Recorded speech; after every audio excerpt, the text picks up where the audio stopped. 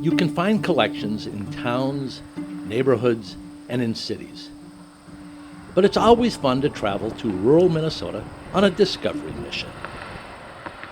South of Fairmont, almost on the Iowa border, I find a guy that has a passion for toys. He not only collects them, but he also restores them. Norm Langford and his wife live the country life in what some would call God's country. Norm takes me on a short walk to see his collection in a converted corn crib. Well, Doug, this is my shop. This is cool.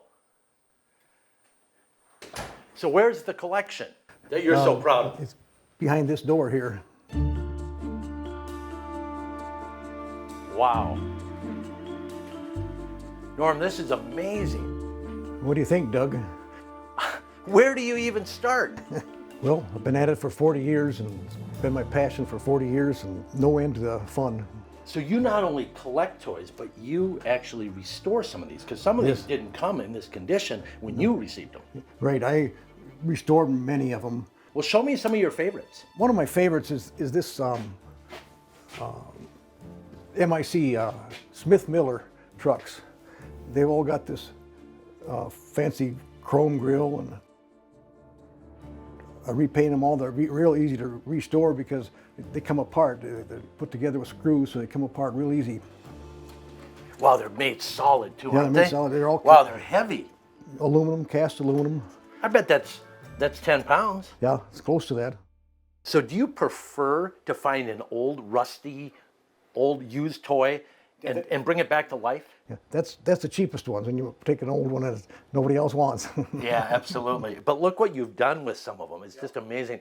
And not only trucks, you have tractors.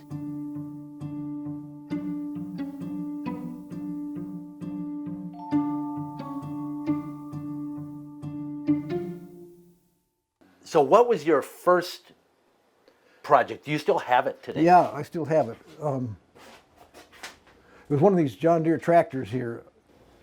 Yeah, this looks like it. The first one I did. This is one I found out in the junk pile. That looks like it was bought yesterday. Yep. You have some cars too. Yeah, I've got a few cars over in this other cabinet. But I can't help but notice the train set you have running on the floor here. Yeah, that's also Buddy L. These were made in the 1920s. They quit making them in about 1932. Are they desirable, the trains, Yeah, collector-wise?